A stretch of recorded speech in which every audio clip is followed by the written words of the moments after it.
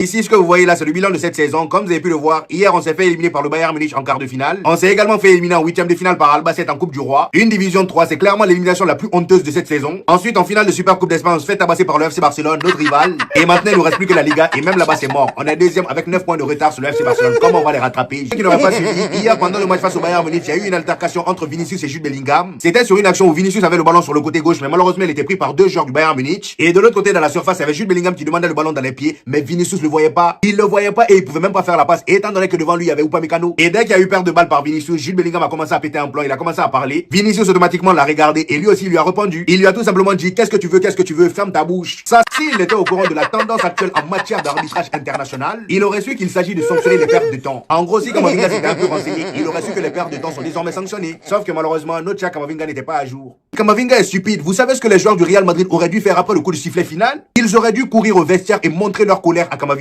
Il a raison. Quand sur laquelle je tombe ce matin. En fait, le Real Madrid, ils veulent nous énerver. On est déjà énervé, mais ils veulent nous pousser à bout.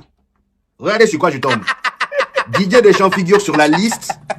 Je répète, Didier Deschamps figure sur la liste du Real Madrid en tant que potentiel nouveau coach la saison prochaine. Deschamps. On a laissé partir Xabi Alonso.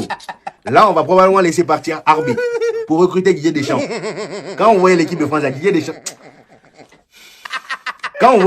Didier Deschamps, tactiquement parlant, ça vous convient? Ça vous convient? Je vous ai dit au Real Madrid, c'est pas une histoire de coach. C'est pas ce qu'il a. Depuis le début de la saison, on est là, on en parle, mais il y a toujours certains Madrilènes qui sont là à se trouver des excuses. Maintenant, on est face aux faits. Et tellement ça devient des mots de tête de coacher le Real Madrid. Regardez l'état d'Arbeloa hier. Dans le but du Real Madrid, à la fin du match, il était débité. Heureusement les amis, pendant qu'on espère que la défaite d'hier est enseignée et donner des leçons à la direction du Real Madrid, et bah détrompez-vous, c'est pas le cas. C'est pas le cas. Je viens de me rendre compte que la direction est encore plus cancre que les joueurs. Regardez ce qu'elle dit ici. Les dirigeants du Real Madrid estiment que l'effectif est meilleur que ce qu'Ancelotti, Xabi Alonso et Arbeloa en ont fait. Donc selon eux, c'est les coachs les problèmes et pas l'effectif. Aujourd'hui, voyons les transferts évidents, ceux qui questionnent et faisons le point. Soutenez-nous avec un like et on commence. Merci bien.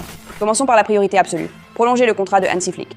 Tout se déroule ici comme prévu. Plusieurs réunions ont déjà eu lieu avec son agent, Pinizahal. Flick veut poursuivre avec cette équipe et continuer à se battre pour chaque trophée. Son contrat court jusqu'en 2027, mais il est prêt à le prolonger d'1 an.